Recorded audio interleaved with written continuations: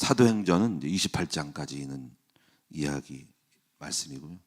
여러분이 이제 사도행전을 전도를 하는 교회와 성도들은 사도행전의 개요와 전체 맥락을 가장 잘 이해해야 되고, 사도행전에 특별히 5가지의 이제 교회에 대한 것들을 알고 그 교회의 마인드가 여러분에 있어야 됩니다. 사도행전에 5가지 교회의 마인드가 있으면은 하나님은 그것을 갖고 있는 사람들에게 그만큼 교회의 크기를 만들어 주십니다. 이게 중요한 원리예요.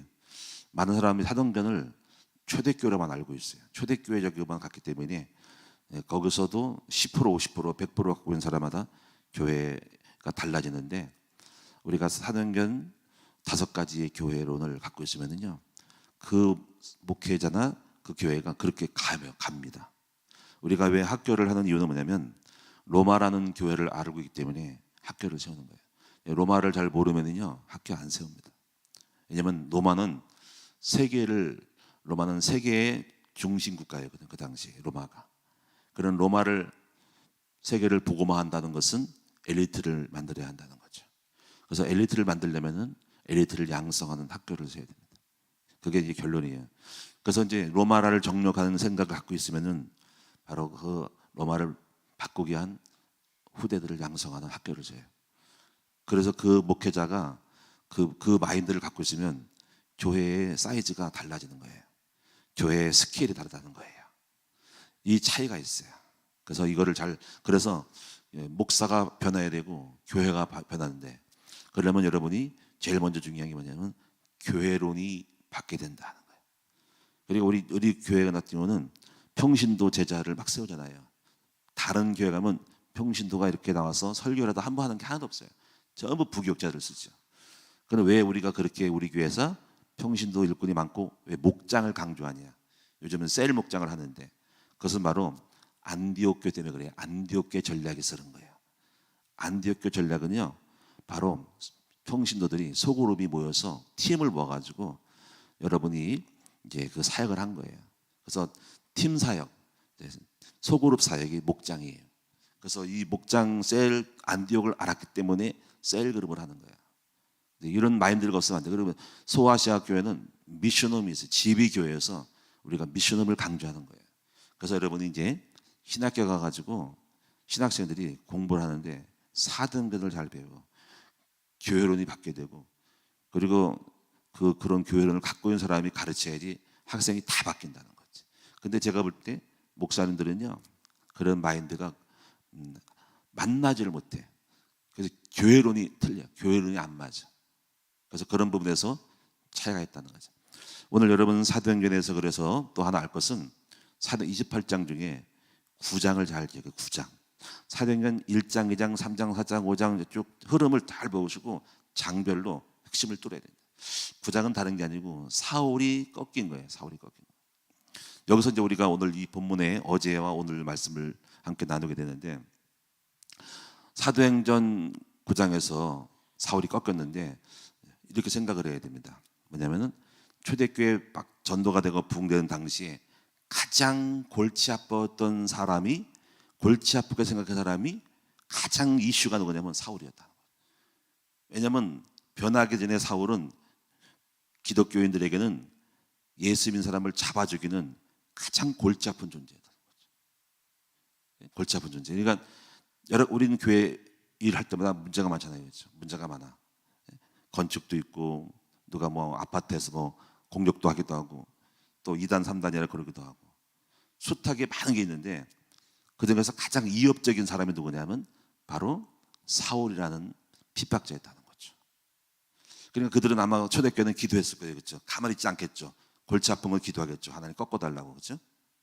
그래서 하나님 꺾어주셨는데, 사실은 이거예요. 정확히 말하면 기도에서 꺾었기보다 하나님이 전도라는 절대적인 주권 속에서 하나님의 교회를, 초대교회를 끌고 가고 있다, 경영하고 있다는 걸 중요한 거예요. 여러분, 우리가 이렇게 하고 저렇게 하고 뭐 학교를 세운다 이렇게 하더라도 사실은 하나님의 경륜 속에, 계획 속에서 다 진행되어지는 것을 우리가 다만 표현하는 것뿐이지 우리가 하는 게 아니에요. 전도는, 세계 복음화는 하나님의 절대적인 주권 속에서 주님의 계획된 플랜 속에서 가는 겁니다. 그래서 하나님이 그 플랜을 갖고 있는데 누가 그 플랜을 눈치를 채고 쓰임 받냐에 따라서 하나님은 그 플랜에 우리를 깨닫게 해주고 우리가 잡은 것처럼 생각하면서 가는 거예요. 사실 정확한 거는 절대적인 주권 속에 세계의 복음화의 방향이 하나님이 키를 갖고 있다는 거죠. 그래서 하나님 어떻게 보면 알고 있어요. 우리가 사울이 골치 아픈 존재임을. 그래서 하나님은 사울을 딱 주목하는 거죠.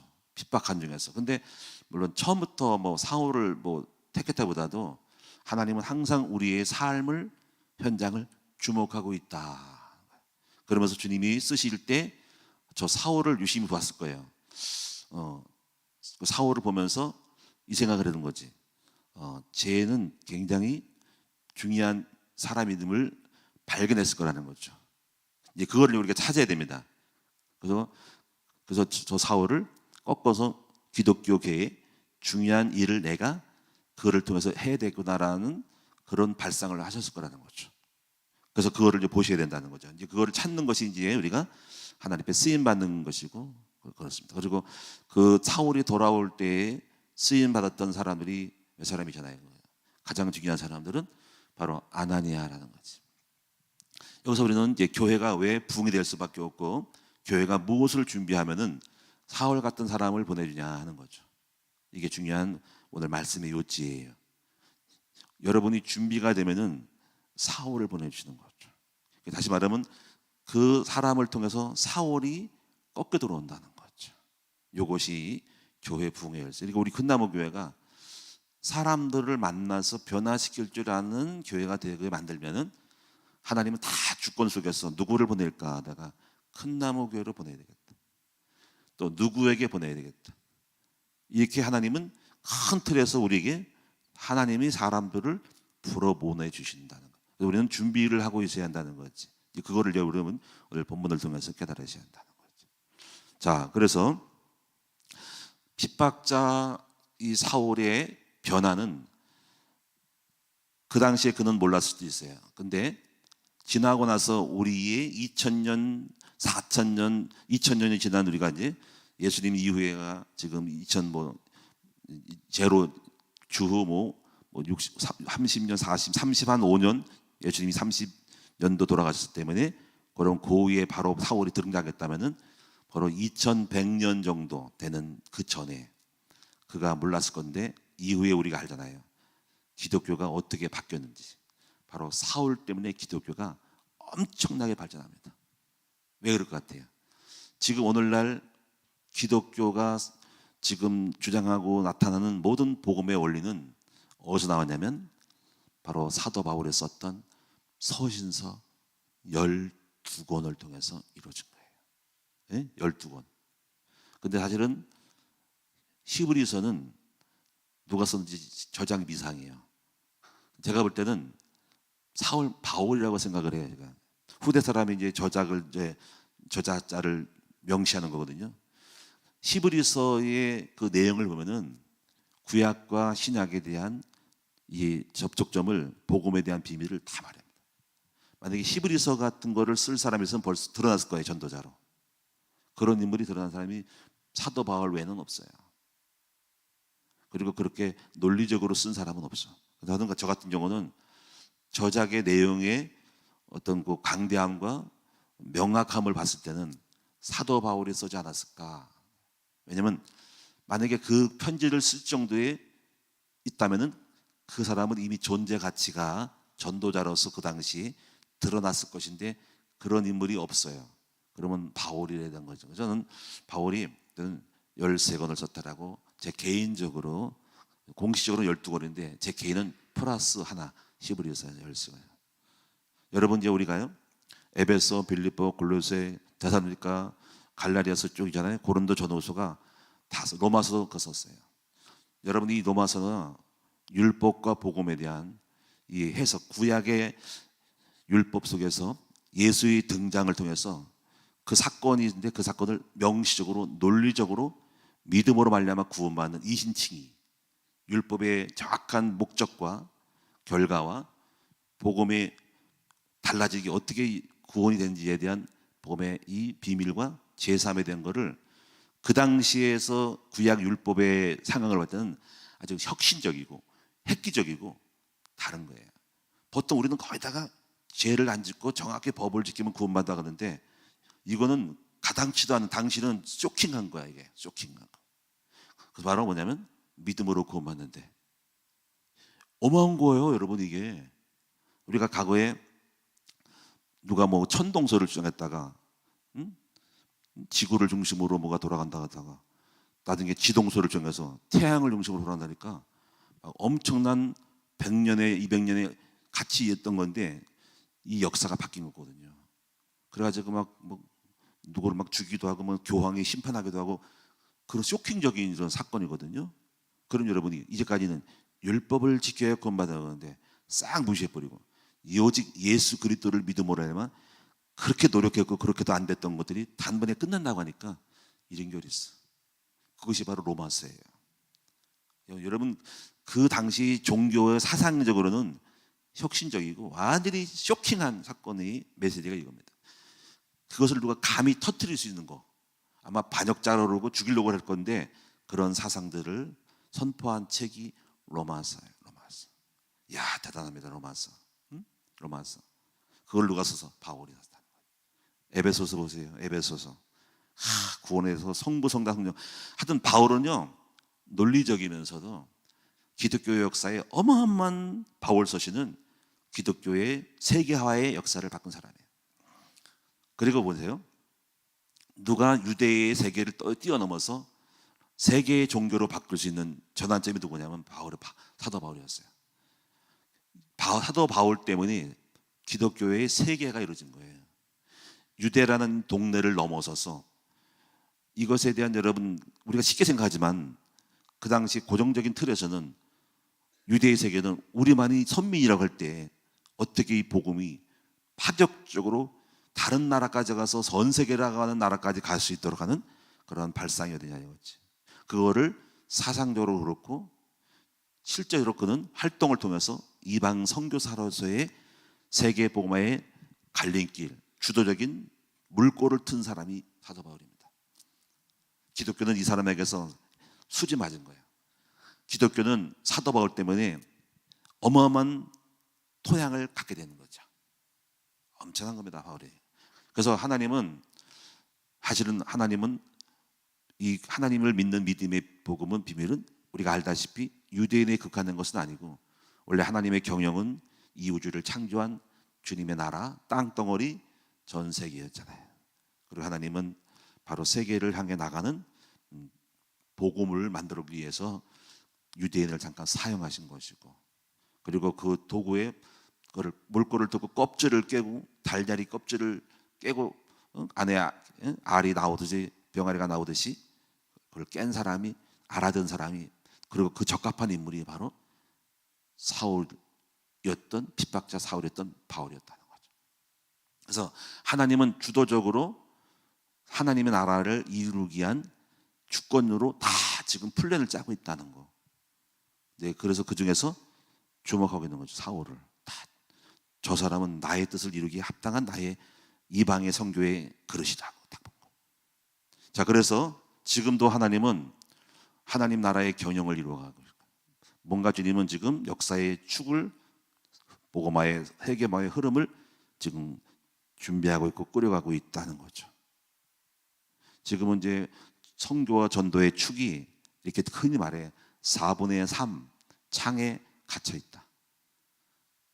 0시에서 3시에서 6시에서 9시에서 4분의 3, 4분의 4에만 남았어. 그게 바로 우리가 한국과 중국에 막혀 있어요. 중앙아시아라는 이스라엘 땅에 가는 4분의 1 조각이 남아있다. 이게 지금 관건인데 저는 중국을 쓸까 했는데 중앙아시아라는 나라는 이슬람에 막혀 있거든요. 이것이 이제 그래서 우리가 백투 예루살렘이라고 하는 말이 있는데 이것도 잘 써야 돼. 이것은 인터컵에서 쓰긴 했는데 또 일단 한국 교회가 또 이것을 또 조금 이단이라고 찍었어요. 그래서 백투 예루살렘이라는 말을 들어보셨죠? 예루살렘으로 돌아간다는 거죠. 복음이 시작한 곳이 돌아간다는데 저는 제가 그걸 이해하거든요.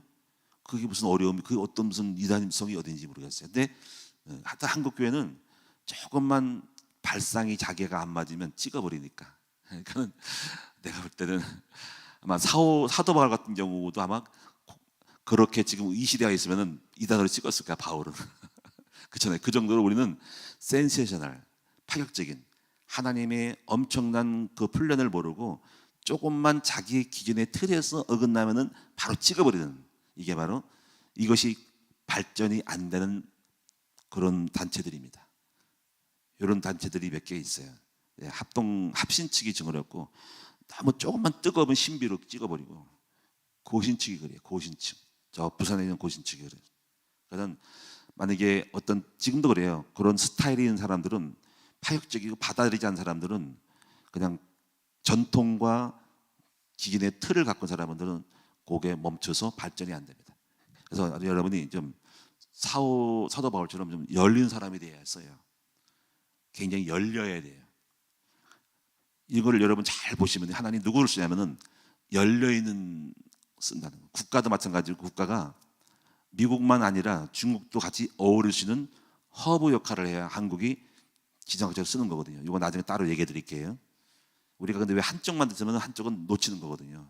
하나님은 나라를 쓰도, 그리고 사람을 쓰더라도 좀 다양성에 대한 포용력인 사람을 통해서 그 사람은 모든 것을 아우르는 큰 그릇이 됩니다.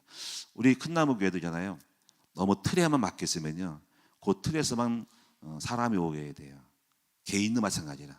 그래서 우리가 좀 다양한 사람들을 포용하는, 큰 사람도 포용하고 낮은 사람도 포용하는 그런 허브 역할을 하는 사람이 되면은 사람을 막 보냅니다. 넓고 강대해야 돼. 무슨 말 아시겠죠? 그래서 우리가 이런 것들을 나중에 착오로 이제 열린 사람이 되는, 열린 셈이라는 것을 잘 아셔야 된다는 거. 하여튼 여러분이 여기서 제가 지금 사도 바울에 대한 중요성을 알려드렸고, 그의 등장은 기독교계의 혁신이었고 기혁이었고, 유대교라는 틀에 얽혀있던 땅덩어리에 있었던 그 기독교가 세계를 향하여 뛰쳐나가는 어마어마한 그런 중간 허브 역할을 한 사람이 바로 사도 바울이었다는 점을 보죠. 그것을 하나님은 다 경영하고 있다는 거죠. 기독교는 유대교가 아닙니다. 유대는 또 서양 종교가 아닙니다. 많은 사람이, 우리나라 사람들이 서양 종교 노량쟁이가 왔다고 하는데 서양 종교 아니에요. 기독교는 본래 세계화의 종교지, 거기서만 나온 것뿐이지 서양 종교가 아닌 거예요. 그건 잘못된 생각이에요. 원래 우리의 종교죠. 그리고 유대교가 아니고 바로 우리의 하나님 나라의 복음인 거죠. 다만 그는 잠깐 쓴 바로 사한이에요. 사한. 유대인은 사한이에요. 사한. 종이로서 잠깐 쓴 거고 원래는 우리 거예요. 자, 그래서 그러면 이제 사도 바울이 인해서 이제 어마어마한 일이 벌어졌는데, 하나님은 사도 바울을 점 찍었다는 거죠. 여기서 우리는 중요한 것은 사도 바울이 왜 점 찍었는가라는 점들을 아셔야 되고, 그럴 때 하나님은 지금도 우리를 사도 바울 같은 모습이 있는 사람을 점 찍고 있다라는 것을 보시라. 그러면 사도 바울은 왜 하나님이 당신의 주의 뜻에 이르는 데 합당한 사람인가를 발견할 필요가 있어요. 몇 가지 찾아보면, 첫째는 뭐냐면, 첫째 그의 열정입니다. 열정. 여러분, 열정적인 사람은요, 무엇을 해도 열정적인 사람이 있어요. 하나님 나라에는 열심을 해야 됩니다. 이런 사람들은요, 핍박할 때도 열정이었어. 예수를 믿기 전에, 알기 전에도 유대교회를 주창하는 신봉자로서, 바리새인의 그 계통으로서 그에 대한 열심이에요. 가지고 열심히 쫓아다니면서 예수님 사람을 잡아 죽이는 그 열심을 보고, 이야, 저 열심 가지고 내 종이 되면 기가 막히게 쓰이겠다는 거죠. 제가 오늘 교회를 보면서 사람은 누구를 쓰냐면요, 열심적인 사람을 씁니다. 이게 첫 번째 조건. 근데 아무리 실력 있고 잘 알아도 열정이 없는 사람들은 쓰기 어려워요. 오늘 여러분이 이런 것들이 되셔야 돼요. 그리고 또 열정과 성실한 사람, 이런 사람들은요, 어떤 일을 맡겨도 성실해요. 잘해요. 뜨겁고 열정적인 사람. 오늘 우리가 이렇게 교회 안에서도 우리 교구장들 계시지만은 어떤 사람을 쓰냐면 열정적인 사람입니다. 제가 이제 누구라고 말하셨지만 우리 김은희 전사님 오셨나 그러겠는데, 우리 김은희 전사님은 다른 건 몰라도 열정하는 대단한 사람. 열정적인. 여러분이 왜 김은희 전사님이 왜 저렇게 로마니아 교구에 많은 사람을 맡았냐 할 때는요, 많은 사람이 그 실력 있다. 이건 제가 둘째로 제끼겠어요. 하나는 열정.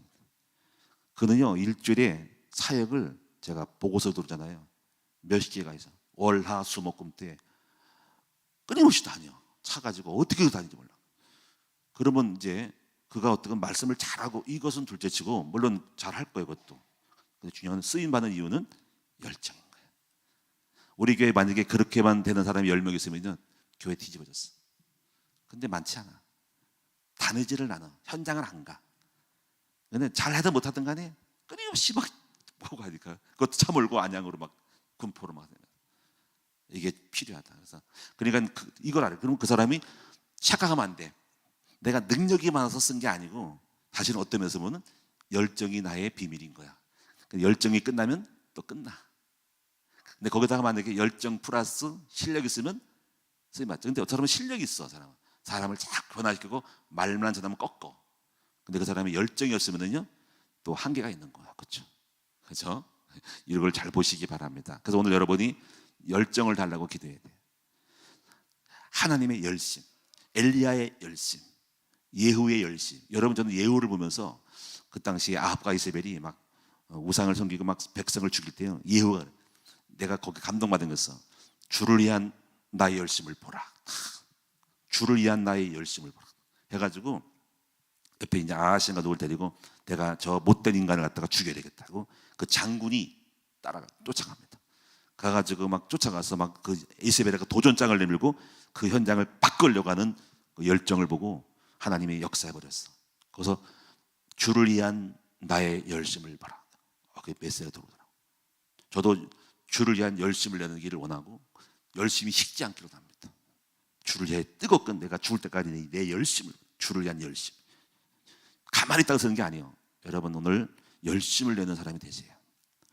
그리고 저는 성실을 모토로 하고 있어요. 무엇을 하든 간에 성실. 뭔가 이런 사람들은 뭔가 하나를 맡으면요 끝장을 봅니다. 제가 그래서 함부로 어디를 뛰어놀 수 없는 게 뭐냐면 노회도 제가 가끔 무슨 뭐 회장을 하러 그러는데 저 같은 스타일은 거기에 빠질 것 같아서 못해요. 거기 들어가 버리면요 그냥 가만히 허덥지게 그냥 적당히 하는 사람이 아니라 끝장을 보거나 뭘 이루거든요. 그러니까 내가 그것을 하기가 어려워. 그리고 그 바탕이 안 되면 내가 내 열심 가지고는 감당이 안 될 것 같아. 열심을 내도 받지 않으면은 나랑 충돌이 나서 내가 못할 것 같아. 그런 상황이에요 그게. 근데 일단은 뭐냐면 하나님은 열심을 낸 사람을 보시는 거죠. 오늘 여러분 오늘 아침에 기도하세요. 주여 나에게 이 게으름을 벗어버리고 열정을 달라고. 열심 낸 사람이 있으면 다 이루어집니다. 유셉 지도자학교 열심을 내야 됩니다. 국청협 열심히 내고 하면요 이루어집니다. 열심히 낸 사람이 없으면 안 됩니다. 저는 국청협이나 요셉 지도학교도 마찬가지예요. 제가 해보 이런 거 광고 딱 보면 저 같으면 해보 벌써 만들었습니다. 벌써 끝났습니다. 제가 할 수 있는 건 다 합니다. 근데 이제 중요한 게 뭐냐면 그 열심을 내는 사람들이 있어야 하는 거죠. 오늘 두 번째 부분은 뭐냐면요 사도 바울은 그의 학식입니다. 학식. 그는 가말리엘 문화의 학자였어요. 하나님 볼 때는요 이 기독교의 사상이 막연하게 그냥 믿습니다 하는 게 아니라 체계적으로 구약의 율법과 그리스도의 복음의 새로운 등장 속에서 학적으로 사람들의 논리성을 가지고 감화할 만한 복음적 논리를 갖고 있는 사람이 필요해요. 그래서 그 딱이 그 사람이 바로 사도 바울입니다. 여러분 사도 바울은요 가말리엘 문화의 율법학자였고 헬라 철학도 능한 사람이고요. 로마의 국적도 있는 사람이기 때문에 이 사람은 굉장히 학적으로 뛰어난 학문가예요. 에베소 빌립보 보세요. 에베소 보세요. 논리잖아요. 전부 논리입니다. 내가 감동받고 내가 춘져봐요. 에베소 보면 에베소 그 문장이 대단합니다. 에베소 1장, 2장, 3장 성부 하나님의 구원에 대한 얘기가 다 나와요. 그 하나님 누구를 쓰냐면요 바로 이 논리로 풀 수 있는 사람을 택해서 그 하나님이 그 사람을 쓰는 거예요. 자기의 사상을 기독교 사상을 책으로 서술로 서신으로 풀어낼 수 있는 사람. 로마서 보세요. 얼마나 논리적이에요. 율법에 대한 정확한 적시하고 율법의 역할, 율법의 한계, 율법이 어떻게 복음으로 넘어갔는지 믿음으로 구원받는 것이 어떻게 이루어지는지 정확한 논리로 꿰뚫잖아요. 그리고 구약에 인용을 해서 하갈과 이거 갈라디아에 보면 이스마엘과 사라에 대한 이야기를 통해서 다 대단합니다. 그래서 쓰신 거예요. 우리는요, 여러분도 어떤 사람을 쓰냐면, 만약에 공부를 잘하는 사람이 있으면 그 사람이 더 쓰임 받으면 확률이 높은 거예요. 무식하다고 쓰는 게 아니고, 무식하면 한계가 있어요. 여러분이 글을 쓰고 책을 쓸 수 있는 논리성을 갖고 있으면 더 딱이죠. 자, 세 번째는요, 그의 배경입니다. 하나님은 그 배경이 인프라인데요. 사도 바울은 유대인이에요. 율법을 가장 잘 알아. 율법을. 가말리엘 문화예요. 그 다음에 두 번째는요, 로마의 신분입니다. 로마는 세상에 대해서 잘 알아. 로마는 당시 허브 역할이고 강대국이 지금의 미국 같은 나라예요. 세 번째는요, 헬라예요. 헬라 철학을 알고 있어요. 헬라 철학. 그래서 헬라는 그리스 철학. 그리스 철학은 이분설이에요. 영과 육에 대한 두 가지를 가지고 있는데, 헬라 철학은 아직 이분설은 뭐냐면, 원래는 한 1분설인데 하나님 안에 세상이 품고 있는데, 이 헬라인들이 하나님 것과 영 것과 육을 분리했어요. 그래서 마치 이렇게 이 가방 안에, 이 헌금방 안에 헌금이 들어있는데, 그러니까 가방 안에 헌금방 안에 헌금이 들어있어 하나요. 근데 이 헬라인들은 꺼냈어요. 꺼내가지고 너는 너, 나는 따로. 이게 이분설입니다. 가지고 하나님께 영은 영이고 육은 육으로 분리했어요. 이것이 바로 이분법입니다. 이 안에 들어와야 되는데, 육신의 인간에 돌아가는 판세를 갖다가 하나님 떼어가지고 분리했다고. 그래서 너, 나 따르게 이게 두 개예요. 이게 이분설입니다. 그래가지고 영과 육이 분리해서 여기서 영주의가 나오고 그노시스파가 다 나온 거예요. 그런데 이런 것들을 알고 있는 사람이 누구냐면 바로 사도 바울인 거예요. 그는 헬라의 그 당시 사상의 주류를 알고 있었고, 로마라는 강대국을 알고 있었고, 그건 국적이고, 그러니까 이 사도 바울은요, 어떻게 보면 다양성에 대한 다양한 변화를 알고 접촉할 수 있는데 능한 사람이 바로 사도 바울입니다. 하나님 볼 때 이런 사람이 없어.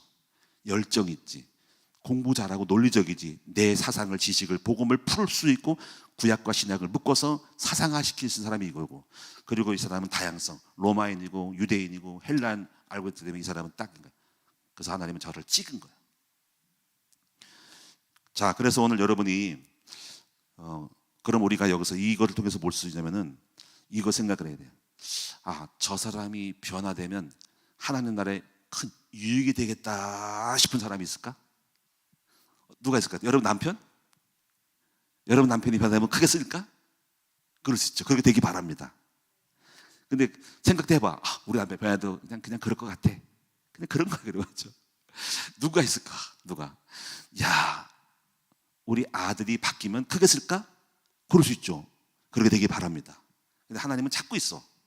야, 누가 나의 뜻을 이룰 수 있는 사람, 저 사람을 내가 꺾을 수 있는데 저 사람이 꺾이면 하나님 나라에 유익된 사람이 있을까? 어떤 사업을 기가 막히게 잘해. 저 사람이 변화되면 하나님 나라의 경제에 큰 기여를 할 수 있겠다? 그런 그 사람을 쓰겠지. 그런 여러분 됩시다. 하나님 나라는 다양한 일꾼이 필요하니까. 응? 저 사람을 변화시키면 이경훈 목사가 학교를 하는데 음악을 하려고 하는데, 저는 음악을 굉장히 하고 싶거든요. 오케스트라를 만들고요, 음악으로 학교를 세우고 싶은 거거든요. 그런 누가 있을까?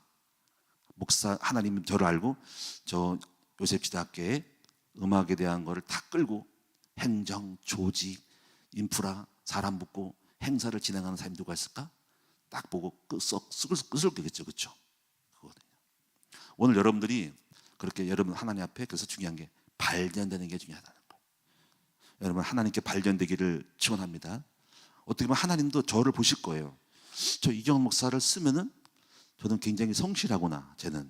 제가 뭘 하면은 잘하겠다 하면은 쓰겠죠. 또 이경훈 목사를 보고 뭔가 이렇게 뭐 성품이라든가 다양성이라든가 또는 여러 가지 배경이 있으면 더 쓰겠죠. 근데 좀 아쉬운 게 있으면 저도 좀 공부를 잘해가지고 좀 미국이라든가 다른 나라도 많이 했으면 더 그랬을 텐데, 그게 좀 아쉬운 게 있어요. 어떤 건데 하나님은 누구를 쓰시냐면은 하나님은 그릇을 보고 선택한다는 거죠. 자, 그러면 여러분이 네 번째 봅시다. 여기서 중요한 건 오늘 우리가 적용할 거 뭐냐면, 이렇게 하나님 변화시키면 쓸 사람이 있고, 중요한 건 이겁니다. 변화시킬 사람을 준비하고 부르신다는 거지. 사울 같은 사람들을 꺾을 사람을 준비하고 있다는 거죠. 그게 누굴까요? 바로 아나니아다는 거죠.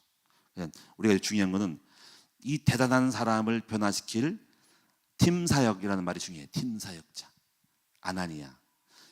여러분 사도 바울이 어디서 꺾였어요? 바로 아나니아가 있는 다메섹에서. 그리고 하나님은 아나니아에게 계시해가지고 네가 우리 교회를 기독교를 핍박한 사람이 너한테 올 거야. 그 사람은 이상한 사람인데요. 걱정하지 마라. 내가 나의 택한 그릇이하고 아나니아를 택했다는 거죠. 그래서 우리가 왜 아나니아를 택했을까?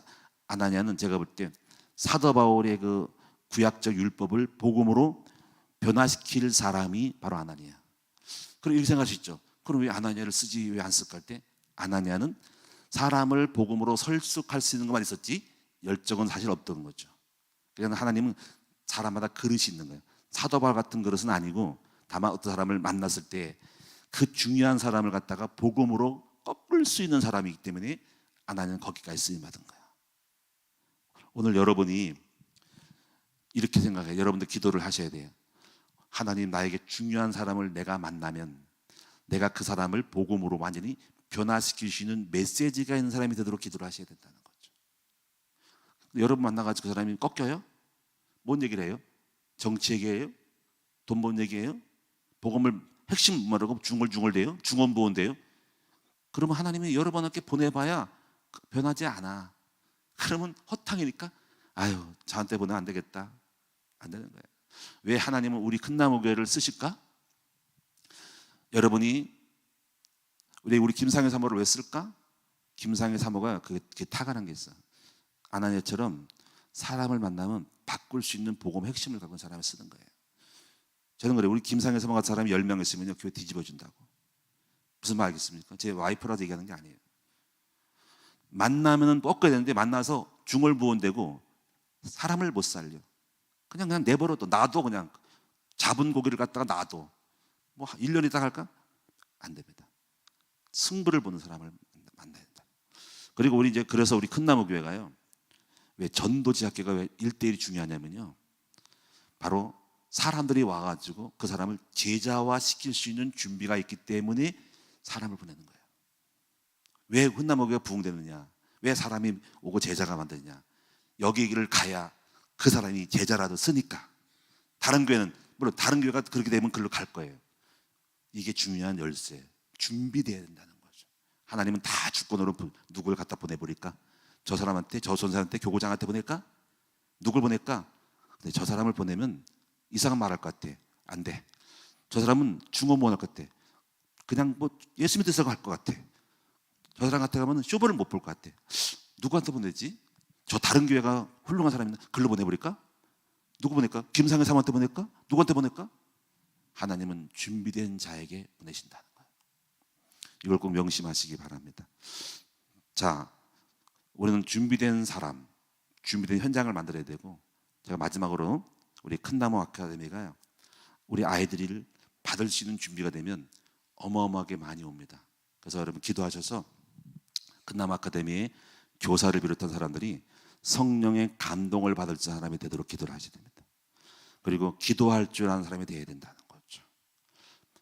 이 중요한 게 뭐냐면요, 여기 관계된 사람도 있겠지만은 내 기준에서 머물지 말아야 돼.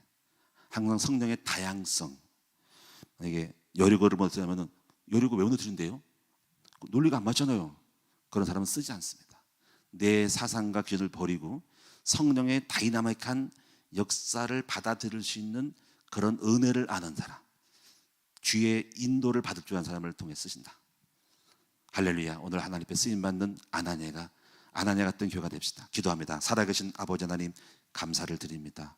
오늘 사도 바울을 주님이 부르셨는데 사도 바울을 부르실 때 아나니아를 통해 부르셨습니다. 우리가 아나니아 같은 교회, 아나니아 같은 준비된 현장에 되게 하여 주셔서 이것이 교회의 살 길이고 나를 통해 쓰시는 이유가 됩니다. 주님, 나를 통해서 중요한 사람이 올 수밖에 없는 도구로, 허브로 저희들을 사용하여 주옵소서.